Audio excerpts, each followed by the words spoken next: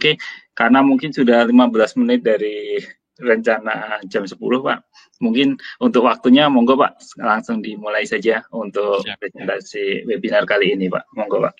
siap. Terima kasih Pak Budi. Assalamualaikum warahmatullahi wabarakatuh. Bismillahirrahmanirrahim. Alhamdulillahirrahmanirrahim. Salatu wassalamu ala rasulillah. Teman-teman, terima kasih atas waktunya Pak Budi. Terima kasih diberi kesempatan untuk menyampaikan sedikit yang kami ketahui tentang rigging engineering. Jadi mungkin sebagian kawan-kawan agak kurang familiar dengan kata-kata ini, tapi gambar dari background slide kami bisa menjelaskan apa sih rigging engineering itu. Secara simpel, rigging engineering itu adalah bagaimana kita melakukan rekayasa untuk melakukan pemasangan atau instalasi barang-barang precast atau modular pada posisi akhirnya sesuai dengan yang kita desain dengan menggunakan alat angkat. Di belakang ini yang nampak adalah alat angkat berupa kren, tapi sebenarnya alat angkat ini banyak bentuknya, banyak jenisnya, tapi yang umum kita temui adalah kren.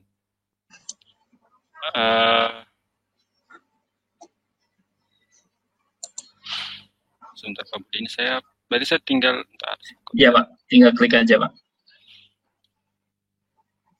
Mungkin agak pelan Pak.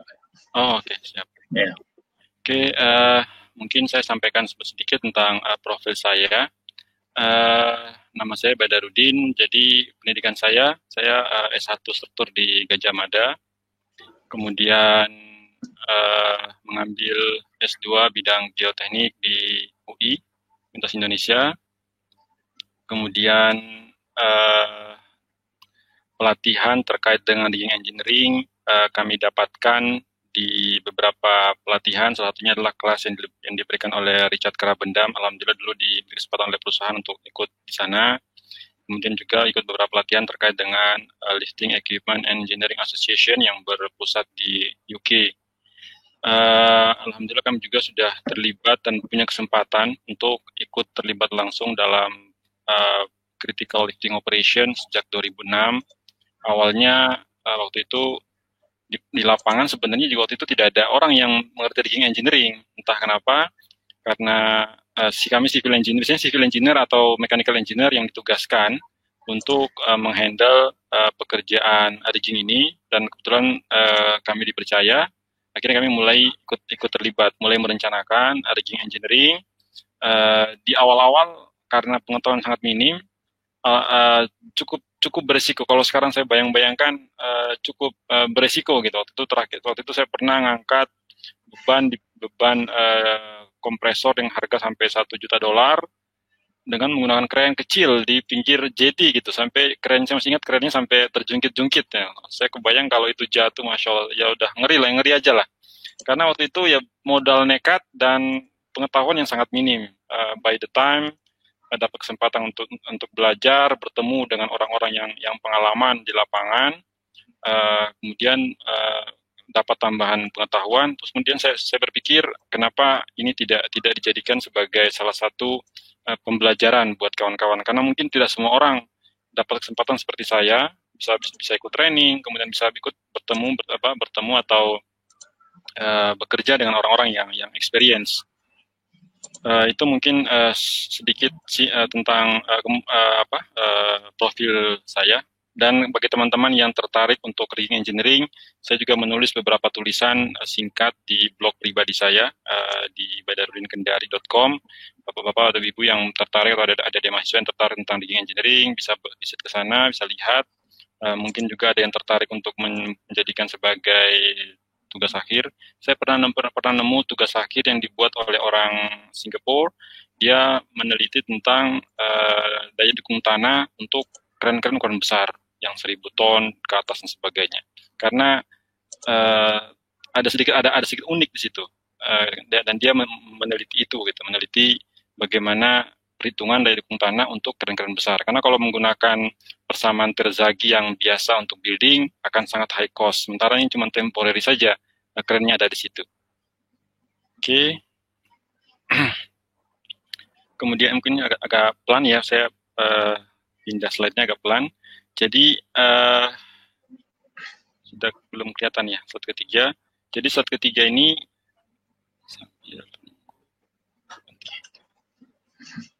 memang agak lambat Pak Budi ya ininya.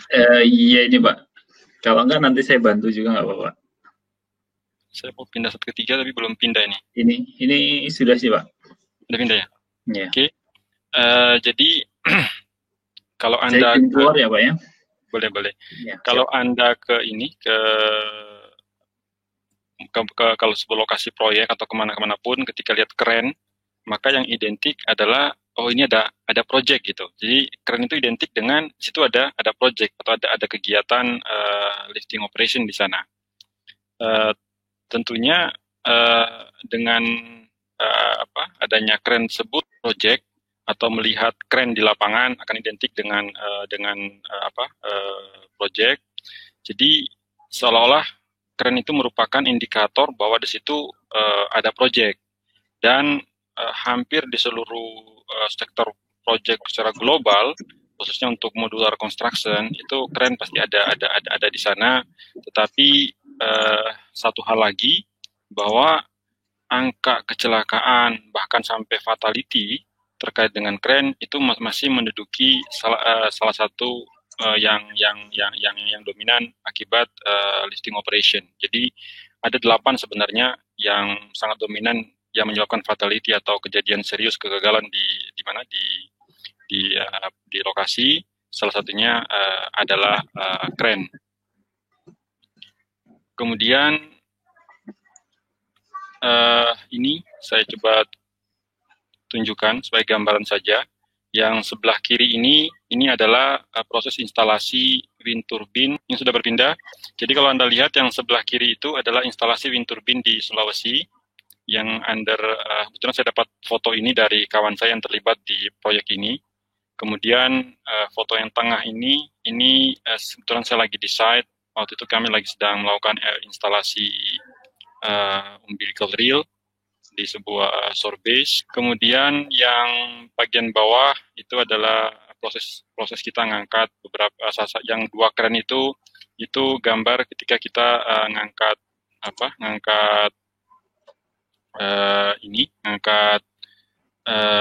concrete sleeper untuk dudukan pipa. Dan yang sebelah kanan itu ini adalah flare. Kalau di industri migas, kalau Anda ke kilang minyak dan sebagainya, Anda lihat api keluar ya, kayak api olimpiade gitu. Nah, itu disebut dengan flare atau flare stack. Nah, ini tingginya cukup lumayan tinggi, bisa sampai hampir 40 meter, 60 meter, atau bahkan bisa juga di bawah. Nah, ini yang barangnya ringan, tapi cukup tinggi, sehingga kita perlu assess, sehingga jangkauan kren kita bisa mencukupi. Oke, ini kira-kira referensi atau buku yang sering Bapak-Bapak atau adik-adik mahasiswa gunakan. Jadi ada buku yang ditulis oleh Kate Anderson tentang rigging engineering basic. Beliau nulis buku ini cukup tebal, 100 halaman, dari A sampai Z tentang rigging engineering, baik yang simple sampai yang yang agak kompleks. Kemudian Anda juga bisa membaca tentang bukunya Mobile Transport Handbook yang ditulis oleh David. Ini sebenarnya lebih ke arah geotechnical ya, bagaimana mendesain crane mat agar crane itu bisa jejak duduk, karena crane itu kapasitasnya ditentukan dengan seberapa level dia bisa duduk di atas permukaan tanah. Yang sebelah kanan lagi itu tentang The Art of Heavy Transport yang ditulis oleh Marco van Dal. Beliau spesialis di bidang modular platform atau trailer yang bisa bannya berputar ke segala arah untuk membawa bangunan konstruksi modular yang cukup besar, bahkan sampai 6 sampai 8 lantai pun kalau structural platform bisa dibawa dengan modular ini. Jadi dia semacam Lego, kita bisa rakit sesuai dengan kebutuhan kita. Kemudian terkait dengan standar yang ada, Anda bisa baca ASME P30.1 tentang planning and handling activity. Ada juga OGP tentang lifting and hoisting. Kemudian ada DNV. DNV ini lebih ke arah offshore, tapi sebagian juga dia juga ditulis tentang lifting operation onshore. Kalau Anda tanya, kok dokumen untuk SNI tidak ada, Pak? Kebetulan saya belum temui tulisan tentang SNI terkait dengan lifting operation. Harapannya kita para stakeholder yang berkepentingan sudah mulai memikirkan tentang SNI, tentang lifting operation ini atau rigging engineering ini, sehingga teman-teman engineer atau field engineer yang terlibat dalam urusan ini punya referensi SNI yang sebagai acuan. Oke, kemudian slide berikutnya. Nah, ini kira-kira tipe-tipe kren yang saya awali dengan saya tunjukin tipe-tipe kren yang sedang digunakan di onshore. Yang sebelah kiri itu adalah mobile crane dengan wheel. Jadi kalau dia mau digunakan untuk ngangkat, itu dia mengeluarkan outrigger dulu atau kakinya yang bisa dikeluarkan seperti robot. Ini ukurannya bisa sampai 400 sampai 600 ton juga, 600 ton sepertinya ada ukuran keren ini. Jadi dia bisa kemana-mana nih, mobile banget. Jadi ketika dia mengangkat, dia ngeluarin kakinya. Ketika dia sudah mau berpindah, dikeluarkan dan dimasukin lagi kakinya atau sebut dengan outrigger. Dengan adanya kaki ini, maka ada aturan-aturan yang harus kita ketahui bagaimana mendefinisikan kemampuan angkat dari kren ini. Kemudian yang kedua, ini adalah kren crawler. Kren crawler ini dia ukurannya juga sudah ada sampai nanti kita lihat setelah slide ini berapa ribu ton dia bisa ngangkat. Kemudian ada lagi satu lagi kren mobile. Ini mobile kren ini untuk angkat yang barang kecil-kecil saja. Biasanya beratnya sekitar bisa angkat sampai 8 ton. Kemudian sebelah kanannya lagi itu ada kren pelabuhan yang disebut dengan yang disebut dengan port crane. Kemudian ada tower crane. Nah, yang satu lagi ini sama dengan mobile crane, tapi dia digunakan di port, disebut dengan HMC, Harbor Marine Crane.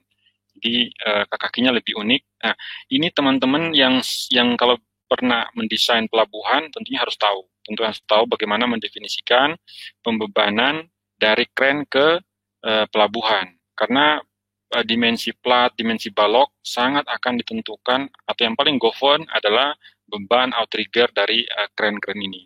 Selanjutnya adalah kren overhead crane atau gantry crane. Ini misalnya kita temukan di workshop kren tersebut. Kalau kita bicara offshore, di offshore juga ada beberapa kren. Yang pertama ini adalah kren jack up platform. Jadi ini sebenarnya platform, kemudian dia punya jack up. Jadi ada kakinya yang jejak di dasar seabed atau riverbed. Biasanya untuk shallow water yang dangkal-dangkal. Sebelah kanannya ini adalah shear leg crane. Jadi crane ini tidak bisa rotasi, cuma bisa maju mundur dia. Maju mundur biasanya digunakan di shallow water juga. Kemudian yang sebelah kanan, mungkin ini yang sangat umum ya, buat bapak-bapak yang kerja di perawatan pantai. Jadi crane ditaruh di atas bars. Awalnya ini mobile crane, taruh di atas bars. Nah, yang perlu diperhatikan adalah ketika kita memindahkan crane ke atas bars, maka kita load chart atau kapasitas angkat dari crane itu yang diterbitkan oleh pabrikan harus kita recalculate berdasarkan stabilitas daripada barsnya atau di mana crane tersebut duduk. Jadi tidak bisa asal kita pasang saja. Kemudian yang sebelah kiri bawah ini adalah crane tilaf punyanya Saipem. Ini crane besar, dia bisa angkat 14.000 ton. Jadi cukup besar untuk angkat-angkat platform offshore. Kemudian satu lagi ini crane MacGregor. Ini crane untuk instalasi subsea bawah laut. Jadi bentuknya agak unik, knockdown dia. Dia punya tensor, punya pengatur tension. Jadi gimana caranya instalasi di bawah dasar laut? Jadi bukan di atas laut ya, dasar laut. Jadi apa yang kita pasang di dasar laut itu bagaimana dia bisa stabil dengan gelombang dan sebagainya. Jadi dia ada namanya tensionernya yang ngatur si benda itu agar bisa terpasang. Terus gimana caranya Pak orang di bawah ngelepas sebagainya? Dikenal namanya ROV. Jadi ada semacam remote robot gitu turun ke bawah untuk mencantolkan dan melepaskan ikatan daripada kren ini. Kemudian yang paling ujung kanan bawah ini adalah kren kapal. Kren kapal untuk loading unloading. Misalnya kalau beban berat, umumnya kan jetty sudah nggak kuat lagi kita pindahin, kita bawa kren besar. Biasanya kapal juga punya kren. Nah, kren kapal itu juga bisa digunakan untuk melakukan loading offloading di jetty. Oke, kemudian ini saya coba tunjukkan kren terbesar yang sekarang ini saya pernah lihat. Jadi yang pertama itu yang sebelah kiri kren darat. Kren itu jangkauannya bisa sampai 2 kali lapangan bola. Jadi bayang berapa meter ya? Lapangan bola itu 110 meter, sehingga dia bisa sampai 200 meter. Jadi 200 meter itu dia bisa jangkau. Ini produknya Mammoth, jadi cukup besar ya, dan kapasitasnya pun juga ribuan ton. Yang sebelah kanan ini punya Herema, ini crane offshore. Dia tingginya, kalau Anda pernah ke Singapura, ada Sky ini. Nah, kira-kira di jangkauannya itu ada Sky apa namanya kalau di Singapura itu. Nah, itu masih lebih tinggi crane laut ini, dan dia bisa ngangkat sampai 4.000 metric ton. Jadi teknologi crane ini sudah makin maju. Tentunya kemajuan ini sebenarnya terkait dengan makin kompleksnya proyek, tuntutannya, dan tentunya di sini dibutuhkan skill-skill dari engineering muda atau engineer muda untuk bisa menguasai atau mempunyai pengetahuan yang baik tentang rigging engineering agar bisa menggunakan alat-alat ini dengan baik dan selamat tentunya. Oke. Ini sebenarnya beberapa berita. Kalau di slide bisa muncul satu-satu, tapi karena ini nggak di slide. Ini saya coba kumpulkan berita sejak 2017 tentang kejadian jatuhnya atau gagalnya erection atau pemasangan konstruksi di proyek.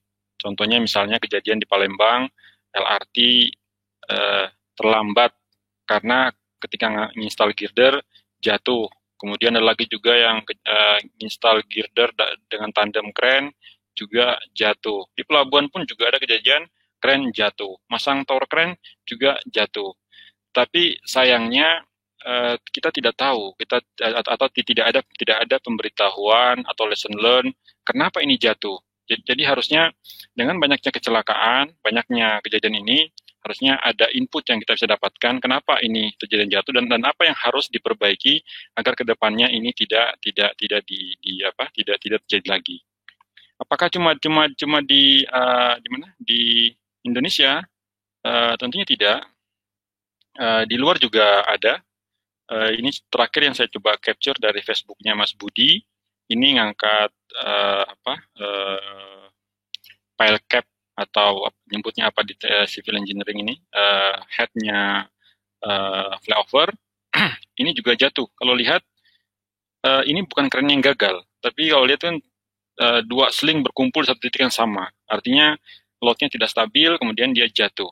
Nah, di tempat-tempat lain, di negara-negara lain, itu hampir tiap tahun dikeluarkan apa aja lesson learn dari kejadian-kejadian semacam ini, sehingga bisa menjadi pelajaran untuk improvement ke depannya. Hanya sayangnya di kita ini belum begitu terbuka dan masih dianggap aib bagi sebuah perusahaan untuk merilis apa sebenarnya yang salah dari yang kejadian yang sudah terjadi dan bagaimana memperbaikinya sehingga ke depan tidak terjadi lagi. Oke. Sebenarnya saya ada satu video sebenarnya, saya coba putar ya, semoga tidak berhenti sebelum kita ini. Oke. Ini ada satu video bagaimana proses erection. Sebenarnya simpel aja. Dia cuma mau masang bagian finishing terakhir dari rumahnya, kayak bak kolam gitu. Pak bisa dilihat, sepertinya tidak mencukupi ininya. Oke, mungkin ini bisa dilihat videonya. Oh, sorry, ini videonya kayaknya saya salah mutar. Itu aja Pak, klik lagi video, dipilih Pak. Oke. Putar video. Jadi harusnya, ini videonya ini.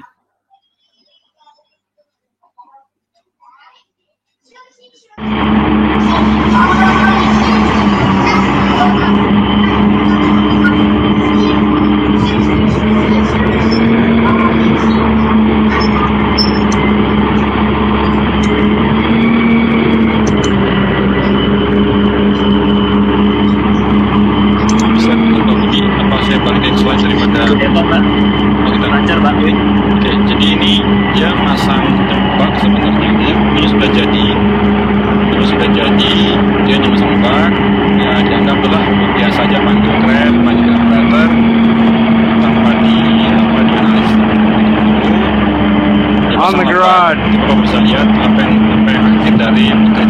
The chimney. Secara impian, jadinya seperti apa nantinya? Yeah, chimney.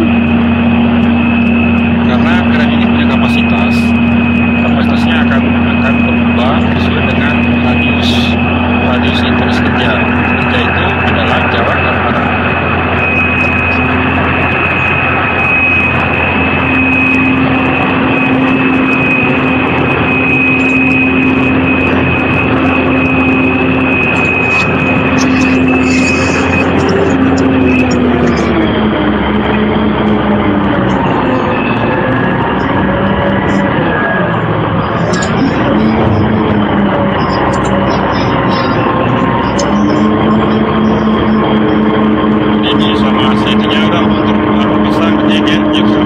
posisinya gitu.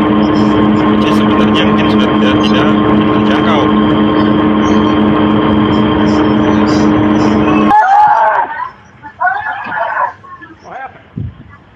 I don't know. Oke, jadi mungkin Pak Budi bisa dimatiin aja Pak Budi. Oke, Pak. Lanjut, bisa langsung lanjut ke slide, Pak. Slide. Iya, klik. Jadi Nah, ya.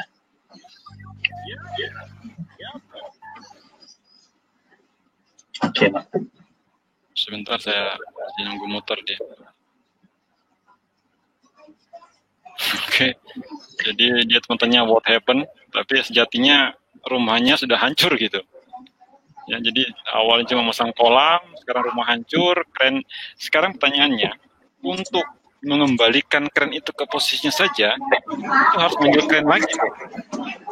Jadi setelah kejadian kren jatuh, untuk mengembalikan posisi kren itu semula, kalau tidak tahu caranya, kita makin jadi benar-benar harus hati-hati. Kemudian pertanyaannya, sebenarnya what is a rigging plan? Apa sih sebenarnya itu rigging plan? Saya coba bahasakan dengan dua tahapan saja. Jadi tahapan pertama ini adalah Anda coba ambil gambar dari software yang membuat rigging plan. Jadi bagaimana ini adalah mesin turbin diangkat dengan kren, kemudian ada sling, ada speeder bar dan sebagainya. Nah, sebenarnya apa sih rigging plan itu? Rigging plan itu pertama kita mendefine dulu, menentukan seperti apa step-step yang harus kita lakukan dari posisi awal si benda yang mau kita atau modul yang kita mau pasang sampai ke posisi akhirnya. Setelah tahu step-stepnya, maka kita tentukan seperti apa atau mengestimate berapa beban yang kita mau angkat dan di mana letak center of gravity-nya. Ini penting karena kita harus mengecek agar benda yang kita angkat itu bebannya sesuai dengan kapasitas kren yang kita gunakan. Setelah kita tahu itu, kita mendefine lagi rigging arrangement. Apa itu rigging arrangement? Yaitu pemilihan ukuran sling, speeder bar, atau yang kalau di sini itu ada ukuran sling speeder bar yang akan kita gunakan menghubungkan antara bloknya kren ke benda yang kita angkat, itu adalah turbin. Setelah itu kita milih krennya, ukuran kren sebesar apa yang harus kita datangkan. Kren itu kalau kita milihnya kekecilan, maka kita akan rugi. Kenapa? Setelah datang nggak bisa diangkat, balik lagi kerennya. Kren itu setiap keluar dari kandangnya atau dari workshopnya, itu argonya sudah jalan sampai dia balik argonya, jadi mahal sewa kren ini. Nah, kalau kita bawanya kebesaran, rugi kita. Kenapa? Kita mengangkat benda kecil dengan kren terlalu besar. Sehingga kenapa dibutuhkan rigging engineering agar kita bisa menentukan titik optimalnya. Artinya kren yang optimal mana untuk bisa mengangkat benda ini. Nah, yang terakhir itu adalah kita menentukan ground bearing pressure. Ini kalau kita bicara lifting operation di darat atau agar tanah di mana kren tersebut berdiri itu cukup kuat untuk menahan atau mensupport kren tersebut sehingga tidak miring ketika melakukan pengangkatan. Karena ketika dia miring, maka load charge-nya akan berkurang atau menurun secara drastis. Karena sebenarnya dia prinsipnya semacam jungkat-jungkit. Oke. Saya ke step berikutnya. Apa itu lifting method? Ini saya coba tunjukin. Jadi ini kren untuk mengangkat suction pile. Ini pile untuk dipasang di subsea dasar laut. Jadi difabrikasi di yard. Step 1 dia diangkat, setelah diangkat dia gantung step 2 itu, dan step 3 itu masuklah yang namanya trailer dengan ban banyak, ban 1000 kalau tersebutnya dengan multi axle atau SPM atau PMT, platform modular trailer. Suction pile ini beratnya sekitar 100-an ton sekian, kemudian tingginya bisa sampai 12 sampai 16 meter, diameternya bisa 9 sampai 10 meter, cukup besar.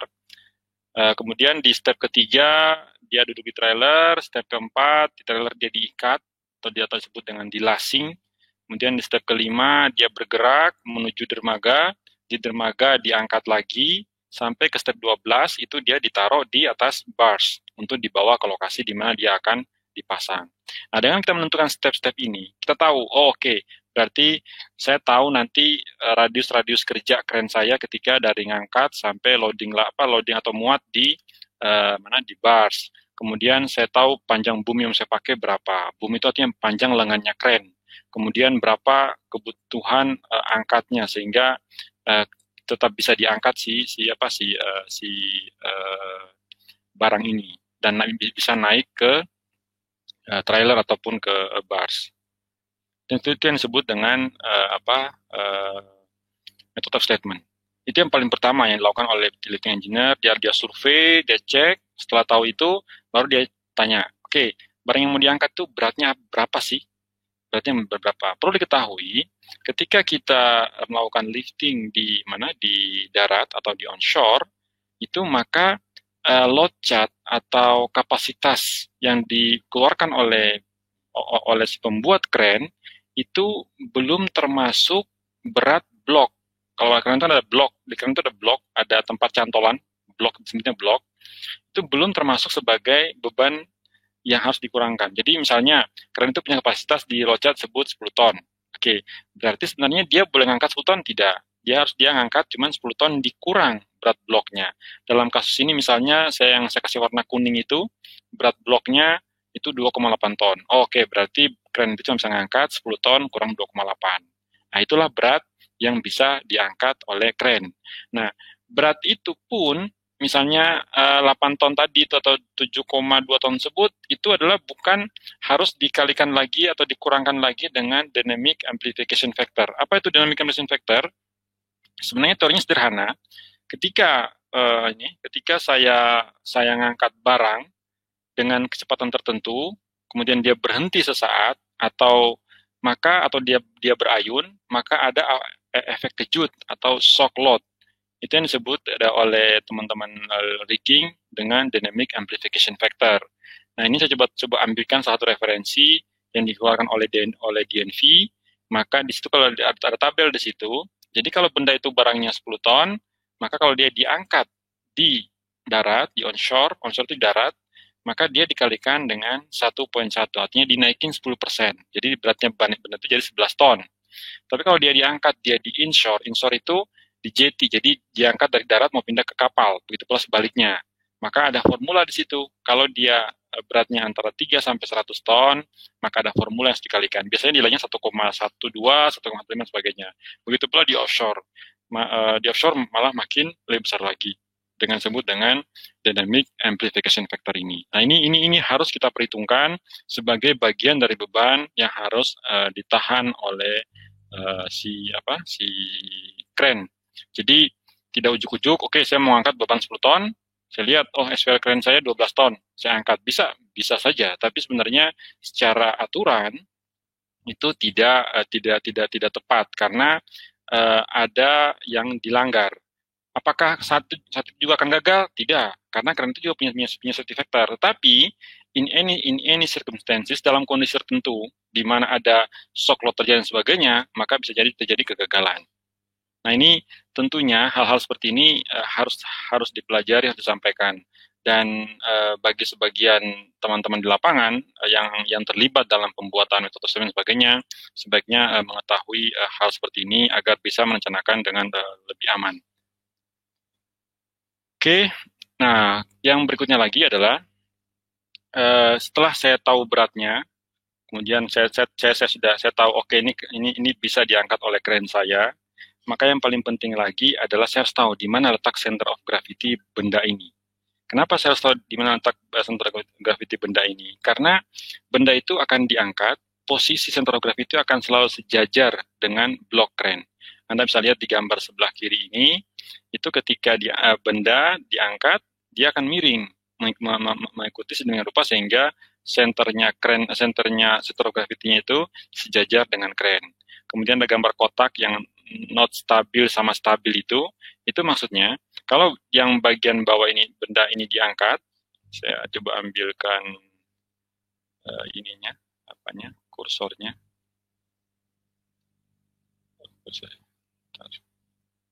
Sorry, saya nggak bisa. Oke. Jadi kalau Anda lihat yang di tabel not stabil ini, itu yang paling bawah, yang bagian E, itu titik angkatnya ada di sisi bawah, kemudian dia menggunakan seling segitiga yang kecil saja, maka ini tidak stabil. Kenapa? Karena letak center gravity-nya ada di luar segitiga, yang titik hitam itu, center of gravity-nya. Ketika diangkat, cenderung benda ini akan jatuh atau jempale, bahasa Jawanya lah. Begitu pula yang atas dan begitu pula yang paling atas. Saya coba tunjukin dengan video saja, bahwa Bapak bisa lihat sebenarnya apa fungsi dari COG ini. Jadi di video ini nanti akan ditunjukin. Is everybody okay? Yep. Yep.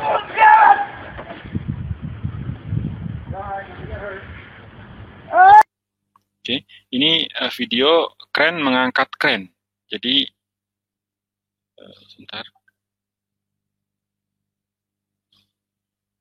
Semoga bisa terputar jalan. Oke, jadi gambarnya itu kren diangkat dengan 2 kren kapal. Kemudian Anda bisa lihat nanti, tiba-tiba krennya itu karena tidak stabil posisi titik angkatnya, akhirnya krennya jatuh. Krennya jatuh, ya udah selesai, krennya jatuh dan rusak. Itu kenapa? Karena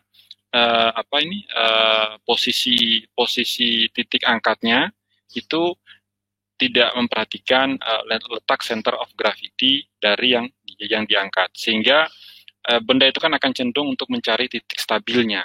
Makanya menjadikan kren itu terbalik. Satu video lagi mungkin bisa menunjukkan sepertinya videonya ini.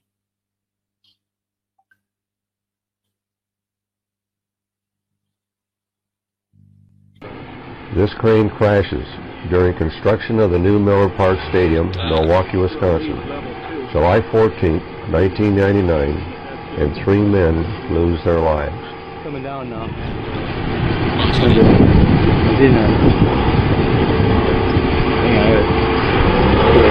We have to train armless.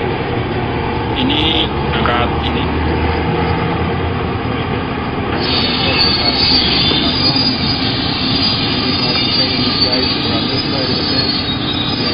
Ini tanda lifting, jadi ngangkat dengan 2 kren modul atap lurus. What's going on here? Kemudian ini kejadiannya karena tidak mempertimbangkan jadi kren-kren itu batas operasional, maka itu bagian itu ada besok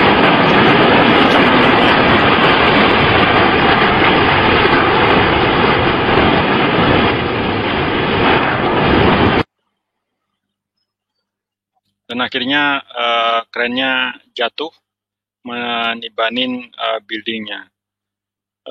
Anda bisa kebayang berapa kerugian yang harus ditanggung karena kejadian ini. Jadi Anda semakin paham betapa pentingnya kita sebagai engineer untuk mengetahui tentang rigging engineering sebelum kita mendefine atau menentukan bagaimana kita membuat metode kerja untuk instalasi struktur modular. Oke, saya ke slide berikutnya. Nah ini bagaimana sekilas saja, bagaimana menghitung COG. Buat civil engineer saya pikir ini hal mudah untuk menghitung COG. Jadi berat kali jarak untuk COG satu benda kita bagi-bagi, kemudian kita bisa menentukan berapa berat COG, di mana titik COG gabungan dari 2 kotak ini. Setelah tahu COG gabungannya, maka ketika saya mau angkat benda ini dengan 2 kren, kren A atau kren 1 sama kren 2, maka saya bisa menentukan berapa beban yang tanggung oleh kren 1 dan berapa beban tanggung kren 2. Gimana caranya? Caranya sederhana saja, bahwa kren 1 ini adalah jarak dari COG ke titik 2 dibagi dengan jarak total, kalikan dengan berat total. Begitu pula untuk sling nomor 2 atau kren nomor 2 adalah jarak dari yang panjang ini ke bagi jarak semuanya dikali dengan berat total. Sehingga saya tahu berapa beban yang diangkat tanggung oleh kren 1 dan kren 2. Jadi ngangkat itu tidak harus dengan 1 kren, dengan 2 kren pun bisa, dan bahkan dengan 3 kren pun juga bisa dilakukan. Yang paling penting adalah bagaimana kita menentukan distribusi beban yang diangkat oleh masing-masing kren. Caranya sederhana, dengan mengetahui di mana letak COG-nya, maka dengan mekanika teknik biasa, civil engineer harusnya dengan mudah untuk menentukan beban yang ditanggung oleh masing-masing kren. Kemudian setelah saya tadi di awal kita sudah menentukan bagaimana cara step-stepnya, kemudian sudah saya tahu berapa berat beban yang saya angkat, termasuk dengan dynamic amplification factor-nya berapa. Kemudian saya tahu di mana posisi COG-nya, maka setelah itu saya akan milih krennya. Nah, kren itu, Bapak perlu ketahui bahwa kren itu kapasitasnya ditentukan oleh banyak hal, karena dia sebuah benda ya, banyak-banyak hal. Kalau Anda lihat di grafik sini, ada chart, ada 2 chart di sini. Chart yang sebelah kiri itu adalah kapasitas kren yang untuk long boom, artinya yang dioperasikan dengan panjang lengan atau boom yang panjang. Yang sebelah kanan itu adalah short boom atau dengan boom yang pendek. Kapasitas kren dengan long boom sama dengan short boom itu yang govern atau yang menentukan itu berbeda. Kalau yang long boom itu Anda bisa lihat yang dominan adalah boom strength sama stability. Itu ada grafik. Jadi yang di R3 itu adalah kapasitas krennya, itu adalah yang garis yang membatasi adalah boom strength atau kekuatan boom secara struktural sama stability-nya. Makin panjang dia, maka bukan lagi boom strength-nya tapi stabilitasnya. Apa yang disebut yang stabilitas adalah si kren ini terjungkit atau enggak gitu. Kemudian yang sebelah kanan ini, kalau short boom, maka yang menentukan malah bukan lagi boom length sama stability-nya, tapi lebih ke arah mechanical. Misalnya rope and hoist capacity-nya, kemudian kemampuan drumnya dan sebagainya. Tapi umumnya keren dioperasikan dengan short boom. Nah, saya akan fokus untuk 2 hal utama, yaitu pertama tentang structural strength, karena ini yang paling banyak terjadi kegagalan, sama stability against overturning, atau jangan sampai dia terguling atau terjungkal kerennya. Oke, ini contohnya. Ini kren yang paling atas ini, sebelah kiri atas, itu kren dia beban diangkat terlalu besar dibandingkan dengan counterweight-nya, sehingga dia terjungkal jatuh. Begitu pula yang sebelah bawah ini, kren crawler juga terjungkal. Sementara yang sebelah kanan ini karena boomnya patah. Dia stabil, tapi struktural boomnya patah melebihi kapasitas yang harus diangkat. Kemudian, ini salah contohnya load chart. Jadi, kren itu, ketika kita punya kren, pasti kita nanti dapat 2 data yang kita dapatkan. Pertama, kita dikasih dengan load rating chart. Satunya adalah range diagram. Apa itu load rating chart? Kita bisa lihat di load rating chart ini, sebuah tabel, di mana sebelah kiri ini adalah working radius. Saya coba hidupkan ini ya, hidupkan apanya. Saya hidupkan, saya nggak lihat. Oke lah. Jadi sebelah kirinya adalah working radius.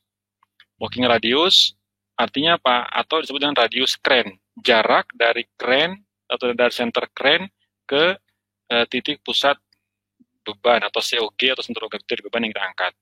Kemudian yang sisi atas ini adalah panjang boom atau panjang lengan daripada kren. Sehingga kapasitas kren itu beda-beda tergantung dengan radius dan boom yang kita gunakan. Jadi misalnya untuk yang di sini, saya coba lihat tabel sebelah kiri ini yang ke bawah, misalnya radius 22 meter. Kemudian saya mau pakai boom 61 meter. Berapa sih ininya kapasitasnya? Saya tinggal tarik ke sana. Oh, saya tahu. Oh, dia mampu ngangkat 24,6 ton. Jadi seperti itu. Jadi kita kalau mau menentukan radius kren, kita lihat load rating chartnya. Nah, Anda harus baca di bawah, ada keterangan di bawah, itu biasanya kasih steric marks atau garis hitam, apa yang menentukan kapasitas ini, apakah boom strength-nya atau stability-nya. Jadi kita tahu, ini yang govern atau yang menentukan boom strength atau stability-nya. Itu dikasih keterangan oleh si crane operator. Kemudian yang sebelah kanannya range diagram. Apa gunanya range diagram? Kondisinya gini, kadang-kadang kita mau meletakkan barang di atas sebuah elevasi lah. Kayak tadi contohnya misalnya kita mau naikin roof structure di atas building. Maka kita sudah menentukan, oke, roof ini berarti misalnya 20 ton. Radius yang saya butuhkan sudah kita ukur misalnya 30 meter. 3 meter, oke, crane saya cukup. Tapi berapa panjang boom yang saya mau gunakan? Atau berapa panjang lengannya? Karena panjang lengannya kependekan, nanti si boom itu tidak bisa mencapai ketinggian yang kita inginkan. Nah, itu makanya kita bisa gunakan range diagram ini. Dari range diagram ini kita bisa tentukan di radiusnya berapa. Kita ada standar radius ya, tadi kita bicara, tadi saya mau pakai radius 22 meter. Nah, saya sekarang pindah ke sini cari radius 22 meter. Saya tarik ke atas. Nah, saya mau angkat di ketinggian berapa. Nanti kita tinggal dicek apakah panjang boom saya ini mencukupi untuk menjangkau elevasi yang dimaksud. Kira-kira seperti itu. Jadi dua loncat ini sangat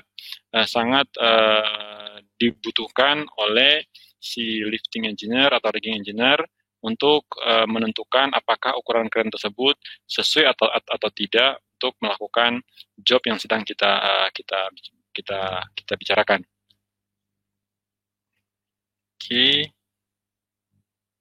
Oke, ini kira-kira seperti ini. Jadi misalnya contohnya ini flow. Jadi apa yang kita pertama adalah tadi kita setup crane konfigurasi. Setup crane konfigurasi ini awalnya dari tadi yang metode statement. Jadi saya tahu sudah definisikan step-step pengangkatan saya. Dari semua step itu mana yang paling dominan. Saya tahu di mana crane saya posisikan. Dengan saya setup crane konfigurasi saya, maka saya tahu berapa maksimum radius yang saya butuhkan. Nah, kemudian setelah tahu maksimum radius, saya tahu berapa boom length sama boom angle atau sudut boom yang akan saya gunakan, termasuk saya mengecek kapasitas dan mengecek hook height. Hook height itu yang tadi saya sampaikan bahwa agar kita meletakkan barang di sebuah struktur yang berelevasi, saya harus pastikan bahwa masih ada ruang untuk menggerakkan, menaik turunkan benda di atas elevasi yang kita inginkan. Makanya kita perlu tahu berapa hook height atau ketinggian hook diinginkan. Makanya di ujung yang dicek itu ada dua sebenarnya. Cek SWL crane itu kuat. Yang kedua, cek bahwa elevasi hook height-nya mencukupi untuk meletakkan benda tersebut di atas elevasi final yang diinginkan. Contoh kasusnya di sini, setelah setup konfigurasi, misalnya saya mau ngangkat yang saya lingkar-lingkar ini ya. Jadi ini misalnya radiusnya berapa? Radiusnya 30 meter. 30 meter, saya tarik ke atas. Oke, saya akan operasikan saya dengan sudut 60 derajat. Panjang boom berapa? Panjang boom sebelahnya ini 57,9. Dan dengan 9, maka saya punya tinggi sekitar 30 meter. Hook height sekitar 50 meter hook height saya. Berapa kapasitasnya? Kapasitasnya adalah sekitar 16,1 ton. Nah, kita cek yang kita mau angkat ada di bawah ini nggak? Ada di bawah ini, oke, berarti aman. Yang kedua, tinggi atau posisi elevasi akhir dari benda yang kita mau angkat itu di mana? Apakah di bawah masih terjangkau, di bawah 60 meter masih terjangkau? Oke, berarti crane ini cocok untuk digunakan buat menyelesaikan instalasi modular yang kita maksudkan. Ya, sekali lagi, pemilihan crane itu secara singkat dua hal ini yang perlu kita verifikasi. Kapasitasnya itu mencukupi pada radius yang dimaksud. Yang kedua, panjang boomnya mencukupi terkait dengan final elevasi dari barang yang akan kita letakkan.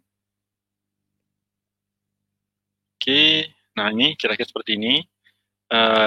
Yang perlu juga diketahui bahwa blok ini saya sebelah kiri ya, yang warna ada blok crane itu, yang warna biru, itu ada L. L ini maksudnya adalah blok itu tidak bisa mentok sampai di ujung lengannya crane, ujung boom crane. Nah, ini Anda perhatikan bahwa dia itu punya jarak. Kalau ini nampak bahwa jaraknya sekitar 5,2 meter. Setelah 5,2 meter itu blok ini nggak bisa bergerak lagi. Artinya apa? Anda harus hitung, misalnya saya mau ngangkat sebuah modular cooler, ini ada sebuah modul, kemudian ada slingnya segitiga, kemudian dia connect ke blok kren. Nah, berapa tingginya? Tingginya sekitar 9 meter. 9 meter, kemudian ditambah dengan jarak mati, atau jarak yang tidak mungkin lagi si blok ini naik ke atas, itu 5,2. Berarti ada 14,2 meter.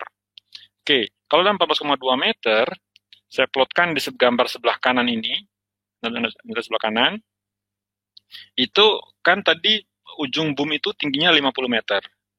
Kemudian berarti sekarang benda itu dia dikurangin dengan 14,2. Berarti 50 dikurang 14,2 sekitar 39 sekitar 39 sebentar ini ya 39,2 meter. Nah, sekarang tinggi building berapa? Kalau tinggi building ini cuman misalnya 10 meter atau 12 meter, oke, masih cukup karena bagian bawah atau elevasi bagian bawah dari benda yang saya angkat itu masih bisa naik turun, masih bisa naik turun, masih space. Nah, dicek juga ujungnya si building ini nyentuh boom nggak? Jangan sampai nanti nyentuh boom. Ini ada jarak. Misalnya kita di pengalaman kami, ini kita batasin jaraknya minimal 0,5 meter sampai 1,5 meter. Jangan terlalu rapat juga, karena jangan sampai nanti boom kejeduk ini bisa nanti kecelakaan. Oke, kemudian nih. Nah, setelah saya memilih kren, jadi setelah saya tahap pertama saya sudah tentukan bagaimana metode kerjanya, kemudian saya tahu beban yang saya angkat berapa, di mana letak COG-nya, kemudian yang ketiga saya sudah milih kren, oke, kren saya ukuran sekian, panjang boom sekian, posnya di sini, maka berikutnya adalah saya menentukan rigging arrangement. Betul, rigging arrangement adalah posisi tali-tali baja atau disebut dengan wire rope sling yang menghubungkan benda ke bloknya kren atau kecantolannya kren. Nah, satu benda itu bisa diangkat dengan berbagai macam konfigurasi rigging arrangement. Nah, siapa yang menentukan rigging arrangement ini? Tentunya kita harus bertanya ke manufacturer atau engineer yang membuat modul tersebut. Karena setiap modul itu pasti sudah didesain dengan rigging arrangement tertentu. Kalau rigging arrangement-nya itu didesain seperti yang saya kasih crash 3 itu, crash 3, kemudian Anda angkat dengan rigging arrangement crash 1 yang sebelah kiri, bisa dipastikan benda tersebut akan hancur. Kenapa? Karena awalnya dia didesain tidak menahan gaya horizontal akibat tekanan sling atau tekanan kawat baja ketika diangkat. Tetapi karena Anda nggak tahu atau Anda tidak tanya, Anda angkat, udahlah diangkat aja dengan cara seperti nomor 1. Akibatnya apa? Karena slingnya bersudut, maka ada gaya horizontal yang menekan si benda, dan itu bisa mengakibatkan barang yang kita angkat tersebut bisa bending, bengkok, ataupun rusak. Nah, ini yang tidak kita inginkan. Atau sebaliknya, kalau sudah didesain seperti option 1, mau diangkat dengan option 2 ataupun option 3, itu bisa. Tapi option 3 diangkat dengan 1, itu tidak bisa.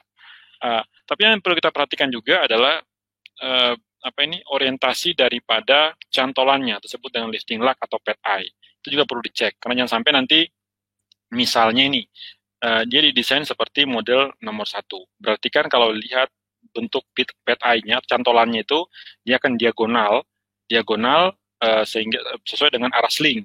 Kemudian Anda angkat dengan metode nomor 2, berarti arah slingnya tidak diagonal. Nah, itu bisa membuat si pad eye atau cantolannya itu terbending. Dan ini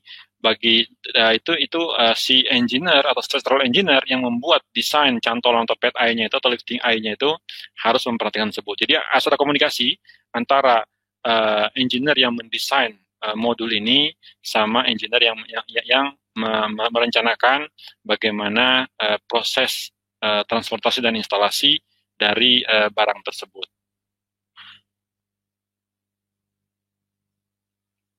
Oke, ini kira-kira pilihan rigging arrangement, bisa ada pakai chain, bisa pakai webbing sling, ataupun bisa pakai wire rope. Atau bisa dikombinasi dengan speeder bar, ini ada merah-merah, ada shackle namanya, disebut dengan shackle, dan ada yang mengumpulkan webbing sling warna kuning ini, disebut dengan master link. Saya cepat aja. Oke. Nah, bagaimana menentukan sling load atau bagaimana menentukan beban yang bekerja pada sling? Tadi sudah saya tentukan bahwa semua tergantung daripada letak center of gravity. Nah, Anda bisa tentukan dengan menggunakan sin cos formula. Buat civil engineer saya pikir ini mudah ya. Jadi dengan menggunakan sin cos formula, kita bisa menentukan berapa beban sling. Tapi buat lifting engineer di lapangan, itu mereka bikin simplify.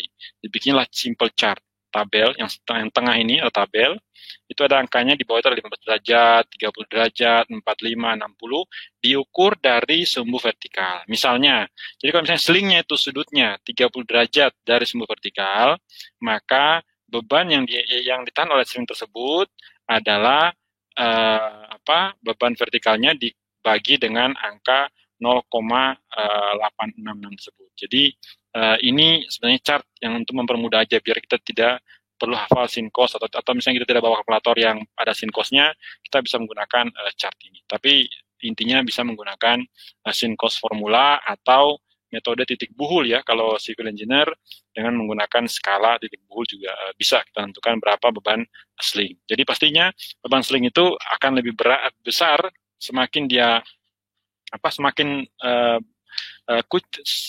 kecil sudut sling, maka semakin besar beban sling yang akan ditanggung.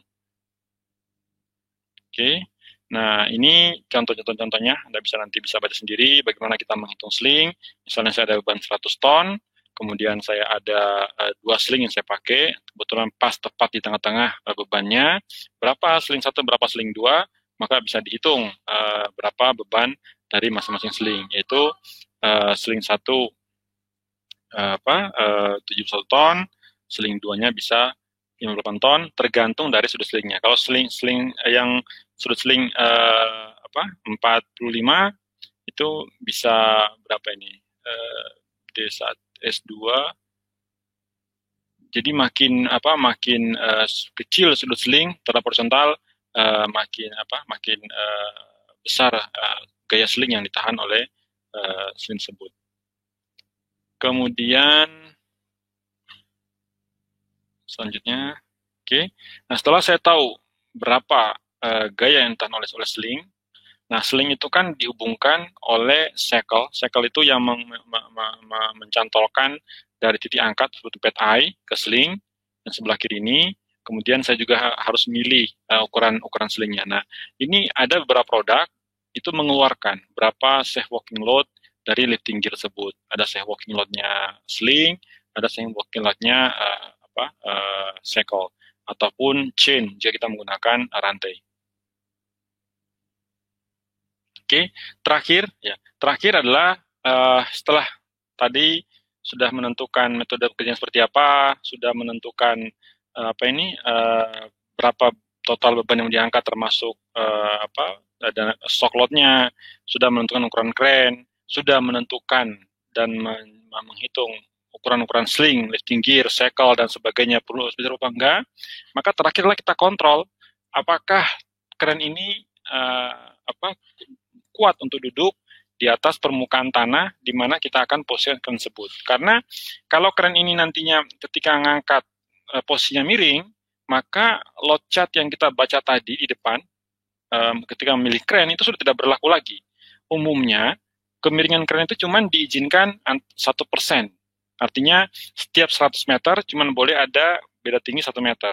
Jadi kalau panjang kren ini crawlnya cuma 10 meter, misalnya cuma 10 meter, artinya apa? Beda tingginya cuma ada sekitar 0,1 cm. Bahkan produk Demak itu lebih kecil lagi dia, cuma ada 0,5%. Artinya pas setiap 100 meter cuma ada beda tinggi sekitar setengah meter. Jadi benar-benar kecil, dan ini harus kita jaga dan kita harus cek jangan sampai nanti kren kita gagal karena daya dukung. Mungkin saya tunjukin satu video terkait dengan daya dukung tanah ini.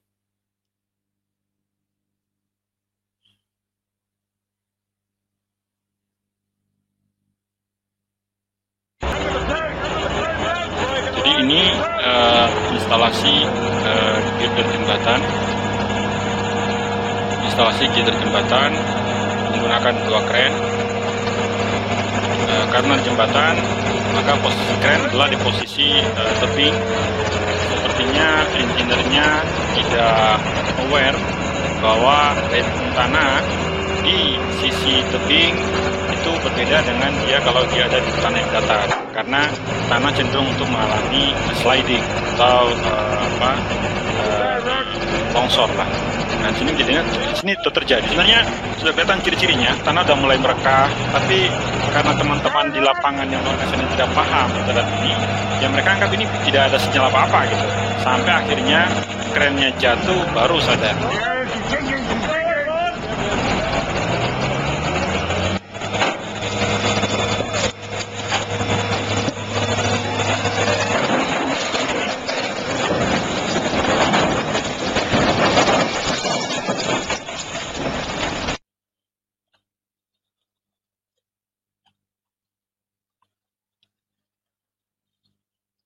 Ya, jadi setelah kejadian kren jatuh, supervisornya lari, baru mereka tersadar bahwa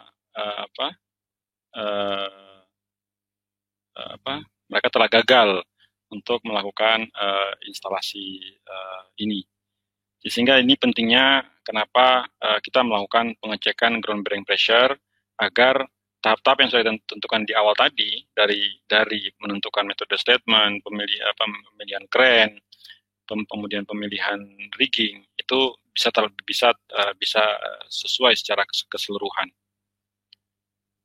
Oke, nah ini contoh ground bearing failure. Jadi bisa kejungkal kren itu ketika kita tidak menghitung, karena kan ketika kren mengangkat, ketika kren tidak ada beban, itu yang berat adalah bagian belakangnya. Karena di belakang itu ada counterweight atau pemberat. Ketika dia mengangkat, maka tekanan paling besar akan naik sisi depannya, karena bagian depan sudah mengalami ada beban yang tambahan. Kalau di fondasi ini saya pikir simpel bahwa ada momen sehingga menyebabkan tekanan tanah di sisi depan itu lebih besar, dan itu harus kita cek agar daya dukung tanahnya masih mencukupi untuk menahan ground bearing pressure tersebut. Oke, ini cara-cara kita ngecek ground bearing pressure. Kalau krennya itu kren crawler, maka cara yang seperti ini. Nanti Anda bisa lihat, yang tertarik bisa nanti lihat juga di blog saya pribadi, website pribadi. Saya kasih contoh hitungan dan step-stepnya seperti apa. Anda bisa baca nanti. Kemudian kalau Anda juga menggunakan kren dengan outrigger, sebenarnya metodenya sama dengan kalau kita menghitung kapasitas pile. Jadi berapa beban masing-masing outrigger. Kalau yang tadi yang crawler itu sama dengan mendesain fondasi shallow. Jadi bagaimana menentukan distribusi tegangan atau tekanan tanah pada dasar crawler sama dengan bagaimana menentukan tegangan atau tekanan tanah pada dasar fondasi shallow. Kalau yang outrigger ini sama dengan kalau kita menghitung berapa beban point load untuk masing-masing pile. Jadi metodenya kurang lebih sama cara menghitungnya. Anda nanti bisa lihat di di blog pribadi saya contoh atau example bagaimana menghitung ini.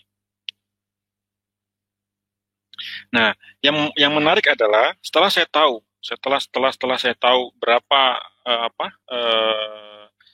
ground bearing pressure yang terjadi dari baik itu tadi dari crawler crane maupun dari outrigger crane.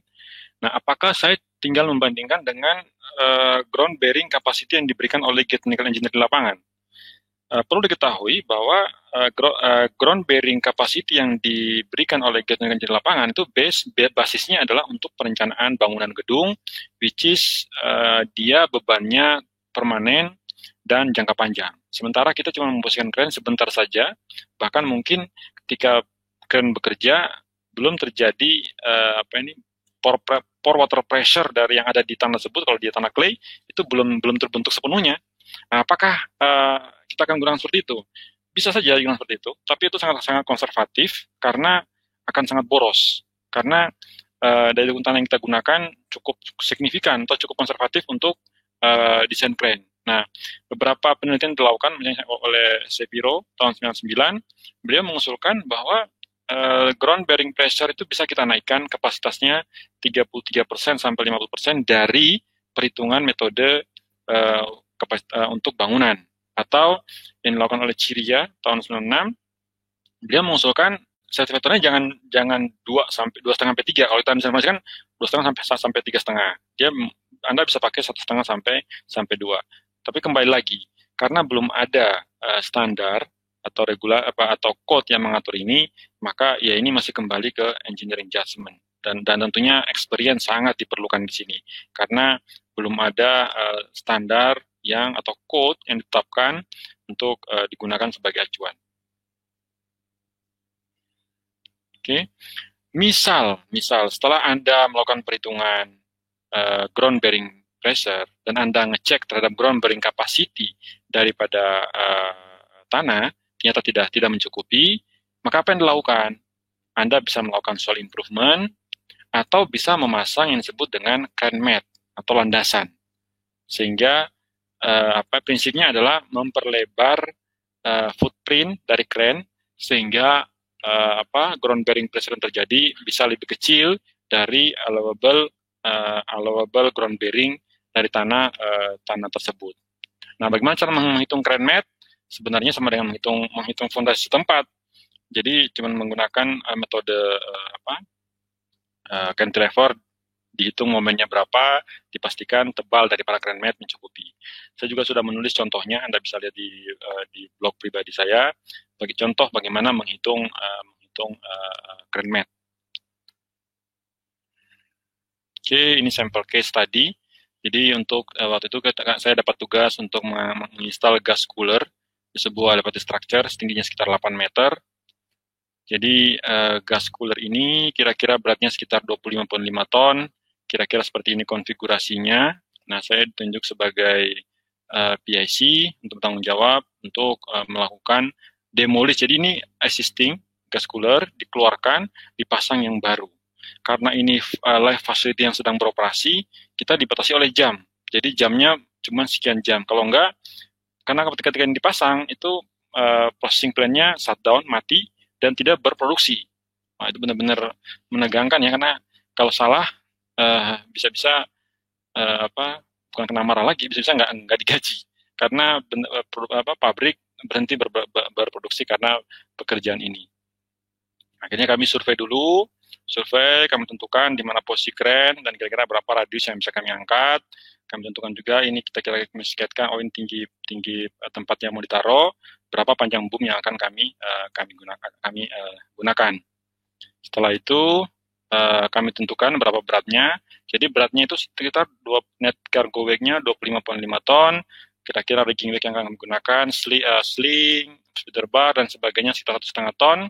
Kemudian hoist block-nya, karena dia keren 180 ton, sekitar dari manufacturing sebelah kanan ini, berarti sekitar 28 ton, maka total static weight itu 29,8 ton. Nah, kemudian kita aplikasikan load factor. Load factor pertama adalah load factor karena kemungkinan kesalahan perhitungan berat. Jadi, walaupun kita dapat dari manufacturer, kita kasih safety factor lagi, sekitar 5%. Kemudian yang kedua adalah karena shock load atau dynamic, disebut dengan dynamic amplification factor. Sehingga beban yang kita angkat itu adalah beban statik dikalikan dengan load safety margin, dikalikan dengan dynamic amplification factor. Ketemulah total bebannya 34,5 ton. Kebetulan center of gravity-nya ada di tengah, sehingga ini bisa lebih mudah. Oke, ini ada chart yang dikeluarkan oleh Richard Karabendam. Bagaimana cara kita milih crane? Crane kan banyak nih, Pak. Jadi saya coba lihat, oke, tadi saya ada di 14 meter radius, saya mengangkat beban sekitar 35 ton. Jadi saya dari bawah radius, dari samping itu berat. Ketemulah kira-kira ukuran crane-nya itu antara 150 sampai 200 ton. Itu ada kurvanya. Oke, dalam kasus ini saya coba pakai crane 180 ton. Nah, ini kan 180 ton. Saya coba cek Saya coba cek 14 meter yang sebelah kiri, kemudian atasnya itu panjang boomnya. Oh, ternyata dia mampu ngangkat 42 ton. Nah, kalau yang saya angkat cuma 34,5 ton, sementara kapasitasnya 42,3 ton, berarti kren ini saya cuma utilisasi sekitar 81,5%. Oke, berarti masih aman. Kren ini cukup lah, dan tidak besar-besar amat. Artinya range-nya dia sudah optimal lah. Nah, selanjutnya saya cek adalah panjang boomnya mencukupi nggak dia untuk menaikkan ke atas struktur yang tingginya 8 meter. Nah, kemudian saya pindah ke ini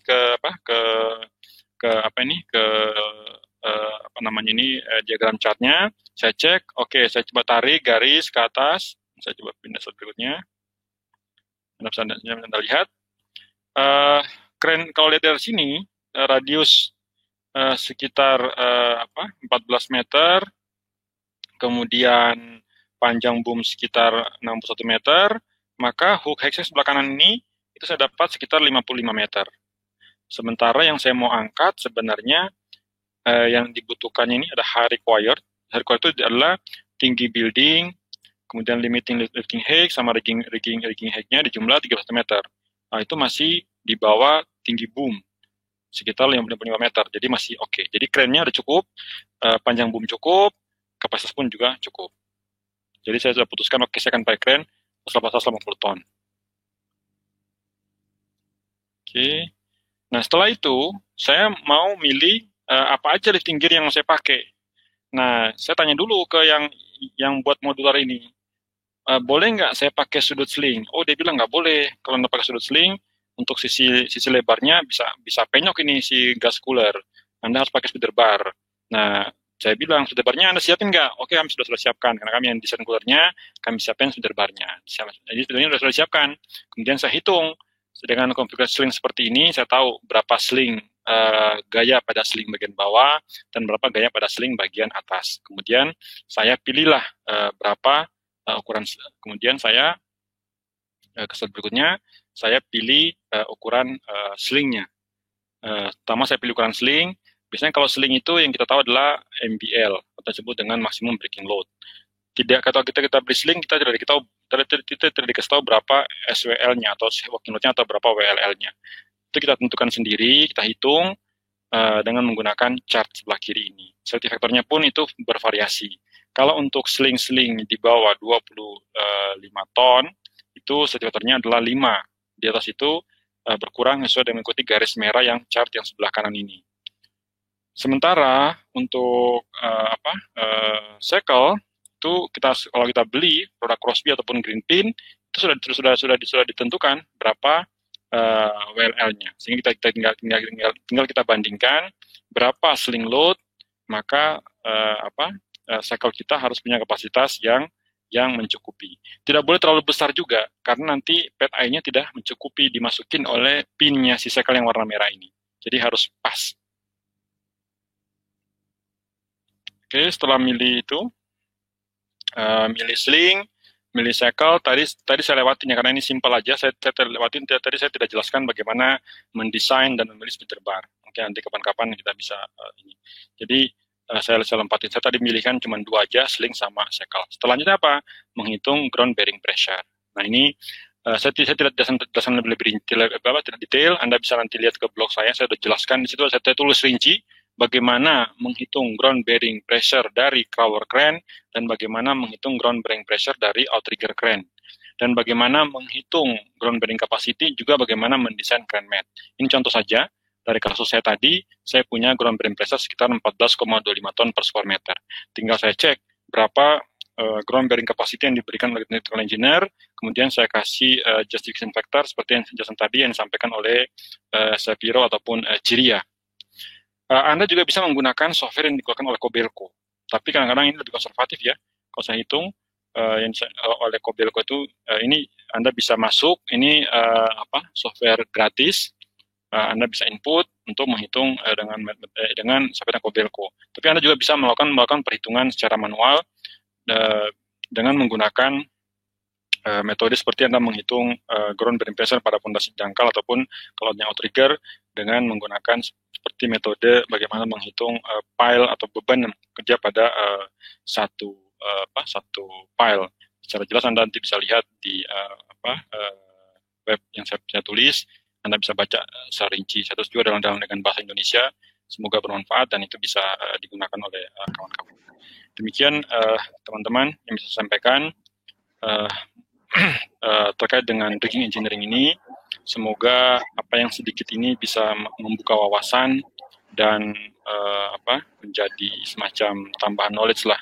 Dan buat adik mahasiswa, semoga bisa ada bayangan, oh ternyata ada kerjaan lain selain menjadi konsultan bangunan ataupun menjadi kontraktor, artinya menjadi rigging engineer. Dan Anda bisa kerja worldwide, seluruh dunia, karena seluruh dunia juga membutuhkan hal ini. Dan buat teman-teman dosen, mungkin ini bisa dipertimbangkan sebagai salah satu materi yang bisa disinergikan dengan manajemen alat berat. Karena kedepannya teknologi modular ini semakin populer dan akan menjadi tren kedepannya. Demikian Pak Budi dari saya. Assalamualaikum warahmatullahi wabarakatuh. Waalaikumsalam warahmatullahi wabarakatuh. Jadi sekarang mungkin saatnya sesi tanya jawab, Pak. Jadi sesi tanya, halo Pak. Sesi tanya jawab. Jadi pertanyaannya cukup banyak ini juga. Sekarang kita langsung jawab pertanyaannya sambil saya siapkan link untuk surveinya aja, Pak. Itu pertanyaan Pak Badar bisa cek di TNA, Pak. TNA ya? Ya, yang kanan. Yang samping obrolan ini. Apa, Pak? TNA. Iya, TNA samping obrolan, Pak. Yang bagian kanan. Sebentar, Pak saya. Oh, oke. Ya, terus di bagian diterbitkan, Pak. Oke, diterbitkan. Oke, Pak. Sudah. Saya langsung ke atas. Ya, paling atas. Saya bacakan nanti Pak, kalau Pak Badar kurang jelas nanti bisa baca di itu ya Pak, di pertanyaan itu. Yang pertanyaan pertama dari Yasir Naim. Assalamualaikum Pak Badar. Untuk konstruksi high-rise building kebanyakan menggunakan metode tower crane.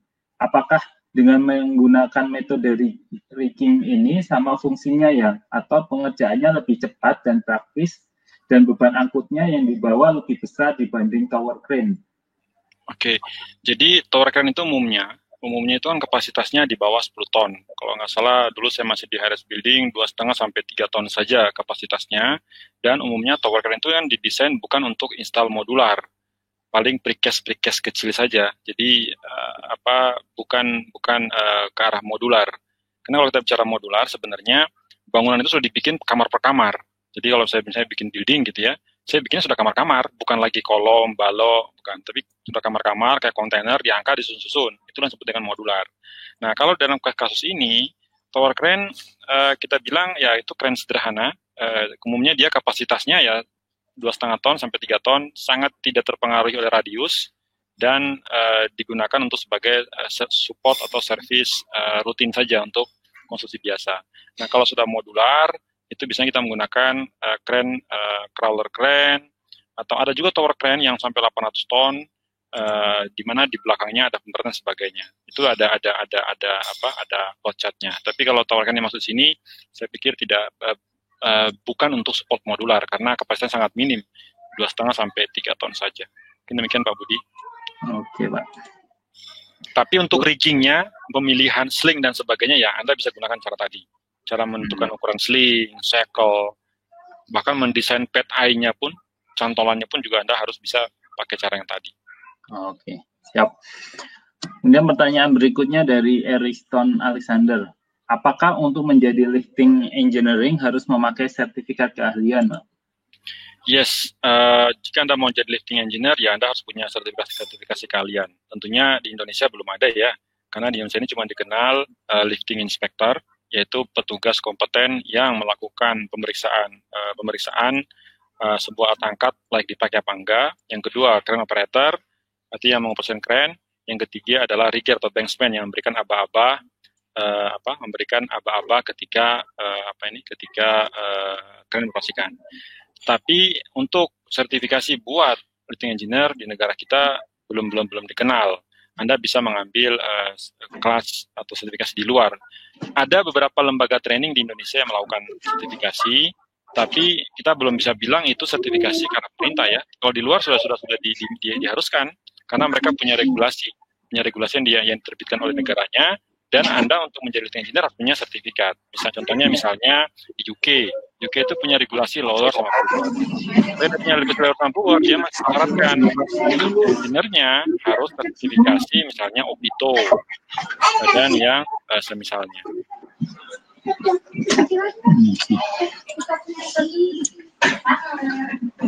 Iya, Pak. Selanjutnya dari Mo Syauki Habibullah, Pak.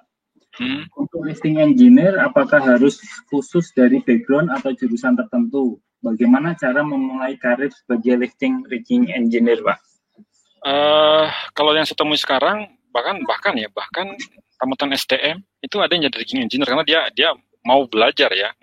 Tapi sebaiknya itu kalau mau cepat jadi rigging engineer ya basicnya adalah teman-teman structural engineer atau teman-teman mechanical engineer. Karena apa? Karena kita diajari yang namanya mekanika teknik, dan itu sangat-sangat membantu sekali untuk kita menjadi rigging engineer. Kira-kira itu. Kalau Anda dari STM bisa, tapi Anda harus lebih keras effortnya, karena Anda harus belajar. Apalagi rigging engineer yang dari STM, ataupun dari engineer lain, selain mechanical engineer atau structural engineer, itu dia akan kesulitan ketika kita sudah mulai berdiskusi critical lifting, which is melibatkan finite element analysis. Karena dia nggak punya background itu. Jadi kalau Anda punya background structural engineer, sangat cepat Anda belajar ini. Jadi Anda tinggal nambahin literatur untuk baca code atau standar yang mengatur tentang rigging engineer. Basic knowledge Anda sudah punya sebagai seorang structural engineer. Oke. Tapi kalau di Indonesia sendiri yang menerbitkan sertifikat sebagai sertifikat kalian untuk rigging engineer sendiri apa ya, Pak? Dari Dinas Tenaga Kerja? Oh, nggak ada. Belum ada. Jadi Dinas Tenaga Kerja itu cuma menerbitkan sertifikat untuk lifting inspector atau rigging inspector atau orang yang diminta untuk melakukan verifikasi pengecekan bahwa kren dan segala storage-nya itu layak untuk digunakan. Tapi bagaimana membuat yang seperti yang saya jelasin tadi, step-stepnya sampai jadi dokumen untuk digunakan di lapangan, itu setahu saya belum ada di Indonesia yang mengatur itu. Kalau di luar sudah ada, karena mereka punya regulasi namanya lower sama power. Dan mereka bikinlah trainingnya untuk menjadi seorang person in charge atau rigging engineer yang diamanahi untuk mendefine itu. Oh. Jadi kalau kita harus harus pegang sertifikat harus ke luar negeri berarti, Pak? Di kita kan karena tidak ada undang-undang, jadi semua orang boleh. Semua orang boleh, akhirnya seperti ini kan. Ya harusnya mungkin PI kali ya. PI mungkin bisa aja menginisiasi untuk nge-lead buat bikin bidang keahlian ini sebagai bagian dari sertifikasi under PI kan. Oke, siap. Oke, lanjut lagi dari Rudi Hermawan. Untuk kapasitas alat berat, baik tower crane atau mobil crane yang ada di Indonesia saat ini, berapakah beban maksimum yang ada saat ini di Indonesia? Hal itu terkait dengan pengangkatan elemen precast di Indonesia, dan hal tersebut adalah salah satu kendala dalam erection elemen precast. Saya pikir yang saya pernah lihat itu di Balikpapan itu pernah ada sampai 600 ton. Tapi kalau ukuran paling besar berapa? Sekarang kan namanya sudah ini ya, sudah worldwide ya. Jadi kita bisa datangkan kren dari Singapura, dari manapun bisa. Jadi harusnya tidak ada isu lagi. Tergantung nanti kita hitung-hitungan biayanya seperti apa. Ukuran kren pun tinggal bicara mob demo dan sebagainya. Kita sebentar tadi bahwa kren itu kemarin itu kalau nggak salah yang install di mana di Sulawesi Selatan itu keren 600 ton untuk install wind turbine. Oke. Tapi kalau precast kita kan rata-rata beratnya paling di bawah 100 ton ya. Harusnya keren 600 ton sudah mencukupi. Kalau saya lihat yang di pembangunan LRT itu keren-keren dipakai keren-keren 600 paling tinggi misalnya 600 ton. Buat menginstal girder LRT. Kebetulan saya tinggal di Cibubur, jadi ketika kalau lewat saya lihat yang install dengan tandem ya, dua kren. Dari Panji Seri Buana. Tadi bagaimana caranya dapat sertifikasi lifting yang diakui atau terakreditasi sah secara hukum, dari Pak? Itu tadi kembali kalau di Indonesia kalau Anda tanya sertifikasi lifting engineer, setahu saya belum ada. Yang ada hanya sertifikasi sebagai lifting inspector atau crane operator atau rigger atau banksman. Nah, tapi kalau di luar atau Anda bekerja di perusahaan Anda mau bekerja di perusahaan asing yang ada di Indonesia, Anda harus mengambil sertifikasi dengan menggunakan skema yang ada di luar. Di Indonesia ada beberapa lembaga yang melakukan itu under akreditasi dari lembaga yang di luar, seperti tadi saya bilang tadi ada Opito, Spero dan semisalnya, atau IT. Mereka memberikan sertifikasi dan itu berlaku Anda mau kerja di Indonesia ataupun di luar, which is mengadop sistem tersebut. Ya tadi itu kedepannya semoga aja ada bapak-bapak ibu yang bekerja di instansi yang BNSP dan sebagainya bisa memfasilitasi ini gitu agar kita juga punya Indonesia juga punya skema untuk mensertifikasi para engineer-nya mungkin under PI kali ya agar bisa menjadi certified lifting engineer dan bisa diakui sampai di luar. Jadi misalnya orang tersertifikasi di Indonesia, dia ketika bekerja di luar dia bisa juga diakui sehingga nilai plusnya ada gitu. Oke. Lanjut lagi pertanyaan dari Faisal Aziz, Pak. Untuk permasalahan crane boom teleskopik kapasitas 80 ton. Maksud dari kapasitas 80 ton itu apakah ketika outrigger boom keluar secara maksimal, misal 45 meter, atau outrigger boom tidak keluar sama sekali 6 meter? Itu, Pak. Ya, jadi kalau bicara crane 80 ton, sebenarnya itu adalah maksimum beban yang bisa diangkat pada radius terkecil. Berapa? Yaitu umumnya antara 3 sampai 5 meter, tergantung dari pembuatnya. Dan itu pasti nggak mungkin dipakai. Yang nggak mungkin kita ngangkat beban 80 ton tapi jaraknya dekat dengan kren, karena akan mentok dengan krennya. Nah, makanya kalau untuk mengetahui berapa kapasitasnya, Anda harus lihat load chart-nya seperti yang saya tunjukin tadi contohnya. Nah, ketika Anda lihat load chart, Anda juga lihat precaution-nya. Karena setiap kren itu pasti punya precaution. Apa aja syarat dan ketentuannya. Contohnya misalnya, tadi kalau kita bicara crane outrigger, itu dia akan berbeda kapasitasnya ketika bekerja over the front. Jadi posisi boom sejajar dengan panjangnya, sama ketika kren bekerja over the side. Ketika boom sejajar dengan lebarnya. Nah, itu akan berbeda. Nah, Anda harus baca ketentuan yang diterbitkan oleh masing-masing kren. Oke, lanjut lagi dari ini Pak, tanya dari Rio Sahid Pak. Bagaimana cara singkat untuk mengetahui tanah yang dipijak cukup kuat untuk menahan beban kaki kren sehingga tidak amblas? Apakah ada cara hitung praktisnya gitu Pak? Nah ini kalau biasanya dia tanya kalau di proyek-proyek pergudangan gitu Pak, biasanya kan pakai mobil crane gitu. Nah, cara praktis supaya pemainnya kan untuk kan nggak mungkin juga pakai sondir atau apa gitu kan Pak. Makanya gini, kalau sebisa mungkin setiap kita bangun fasilitas kan pasti ada dokumen engineering yang diberikan ya as build-nya. Yeah. Nah, ketika misalnya kita punya gudang, kan pasti gudang itu didesain oleh technical engineer kan ya. Yeah. Kita tahu sebenarnya berapa dulu waktu dia hitung. Nanti kita tinggal memberikan justifikasi. Kalau dulu dihitung oleh technical engineer kemampuan gudang itu 10 ton per square meter, maka kita boleh saja menaikkan ke 12,5 ton per square meter untuk beban crane. Karena apa? Tanda justifikasinya karena bebannya sesaat. Seperti yang penelitian dilakukan oleh Ciria ataupun Sapiro yang saya sebutkan tadi. Kalau mau saklek, ya boleh juga ikut yang dibilang oleh geotechnical engineer. Tapi kalau tanyain, Pak, gimana kalau saya cuma lihat doang dari jauh tanahnya gini, kuat nggak? Jangan.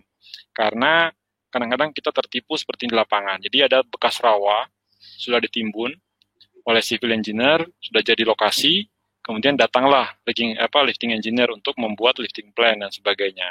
Dia lihat, wah ini kuat aja tanahnya ini, sudah dikasih koral, makadam, atau dikasih sirtu kan. Ternyata dia nggak tahu ceritanya, di bawahnya itu ada rawa-rawa gitu. Nah ini misalnya kejadian, setelah kren datang, pas mau beroperasi, benyok semua lokasinya. Jadi Anda harus bertanya ke orang yang menyiapkan lokasi tersebut. Jangan pernah berasumsi, karena Anda ketika salah dan berasumsi, kren sudah datang, itu artinya apa? Argo sudah jalan. Karena kren itu dibayar setelah dia keluar dari kandangnya. Iya. Mau dipakai nggak dipakai, bayar kita. Dan itu kalau Anda salah ya pasti dimarahi bos Anda. Karena kren itu sebenarnya cukup mahal. Contohnya saja kren 100 ton itu aja, crawler, mungkin sewanya sehari bisa 15-20 juta sehari. Jadi itu dihitung dan dia keluar kandangnya.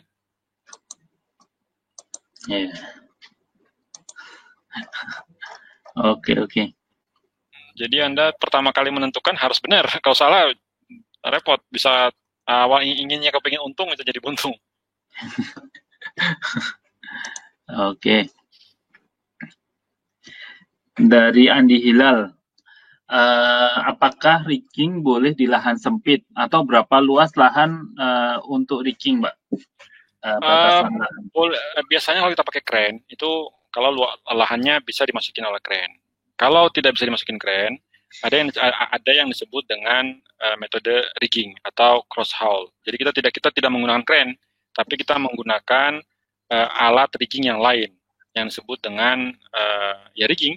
Jadi alat-alat yang non power. Jadi pakai jack, pakai portable crane kayak chain block dan sebagainya. Dan itu benar-benar disitulah rigging engineer bekerja. Kita tidak, ini kan dasar-dasar saja ya. Itu namanya cross haul. Jadi gimana kita mengeluarkan misalnya engine atau blok mesin dari warehouse atau dari rumahnya dikeluarkan keluar. Nah itu kan nggak mungkin. Kenapa? Kan nggak bisa masuk situ. Nah itu kita menggunakan metode ada jacking, ada beberapa produk yang dikeluarkan kayak misalnya mungkin saya sebut merek ya kayak Enerpac, kemudian ada juga Ramset. Itu mereka punya produk-produk kombinasi antara hydraulic jack sama semacam konstruksi portal-portal yang dilengkapi dengan chain block dan sebagainya lah untuk kita mengkonfigurasikan sedemikian sehingga barang ini bisa keluar.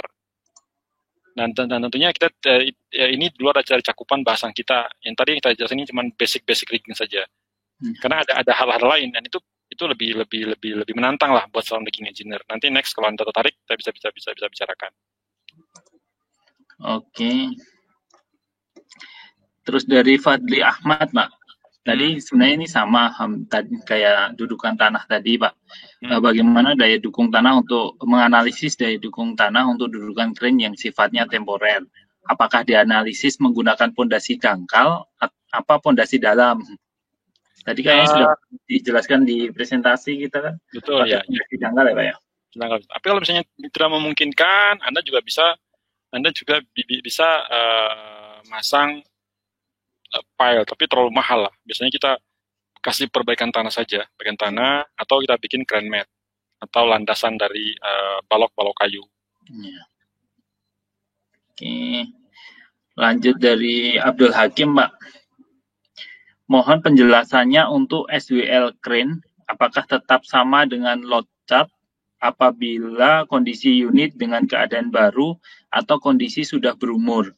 Karena yang saya tahu, load chart hanya satu kali terbit dari pabrik dengan kondisi baru, sedangkan kondisi unit yang berumur tidak ada referensi dari load chart.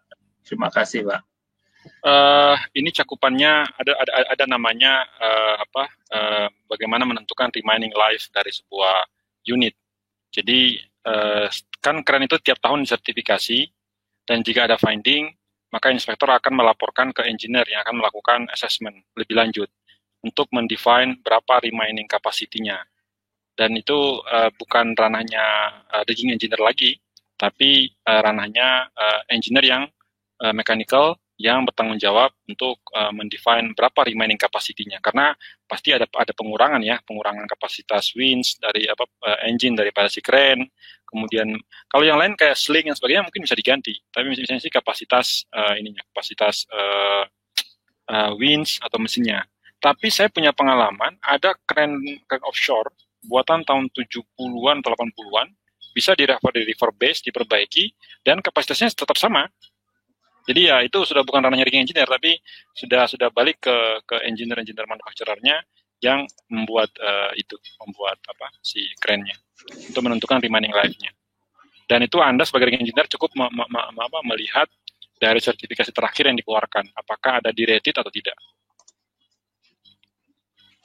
Oke, kita lanjut ke pertanyaan berikutnya, Pak. Ini mungkin satu soal lagi kali ya, karena saya sudah azan zuhur. Ya. Mungkin 1 atau 2 soal lagi, setelah itu kita sudahi kali ya. Oke, Pak. Siap, Pak. Ini dari Fakhri, 2 pertanyaan lagi ya, Pak. Boleh.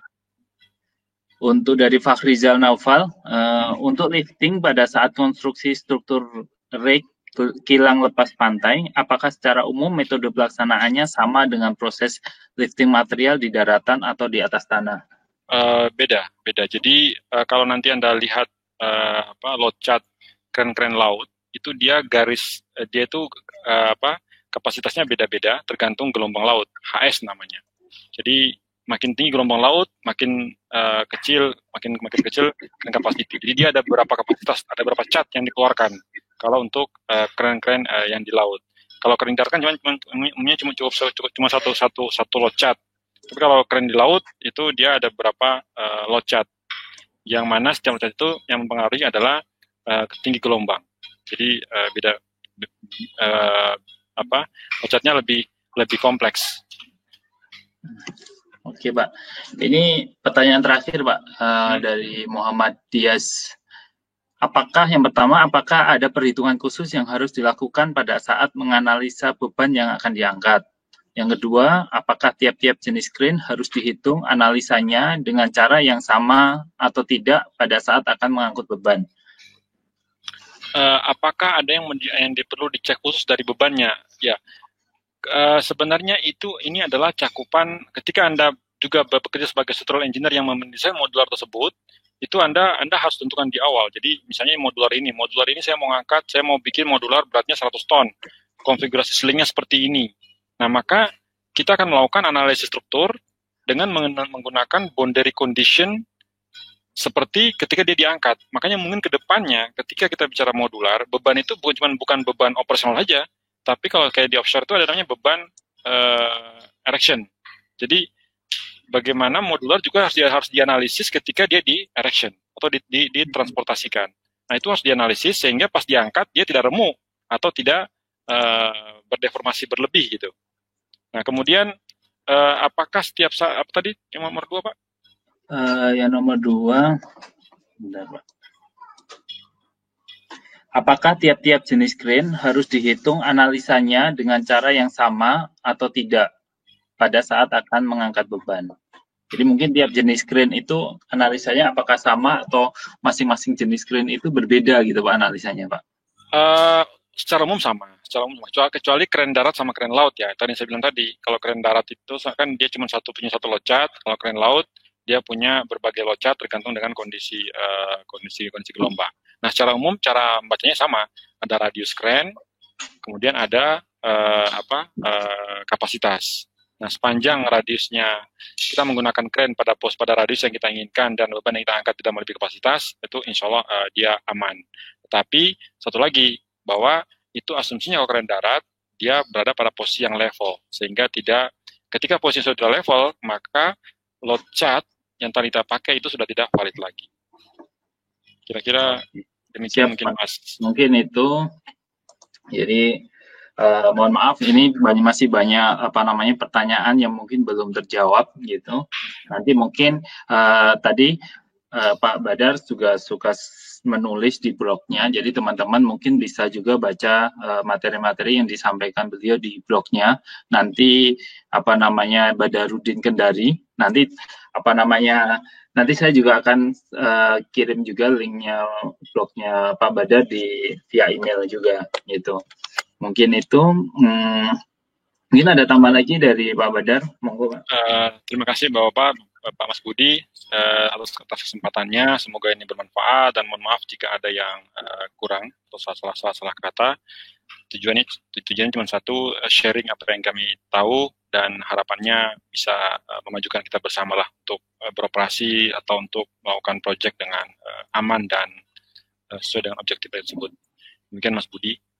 Oke Pak, itu terima kasih Pak Badar sudah meluangkan waktu dan sharing ilmu dan pengalamannya untuk kita semuanya. Semoga ini bisa bermanfaat dan harapan saya juga ke depan semoga kegagalan konstruksi yang diakibatkan karena kesalahan lifting itu sudah tidak ada lagi gitu. Semoga kita bisa lebih baik lagi. Dan terima kasih teman-teman yang sampai saat ini masih mengikuti webinar kali ini. Mohon maaf hari ini kendala teknisnya agak banyak, tapi menurut saya semoga ini tidak mengurangi apa yang disampaikan oleh Pak Badar tadi, tidak mengurangi ilmu yang disampaikan oleh Pak Badar.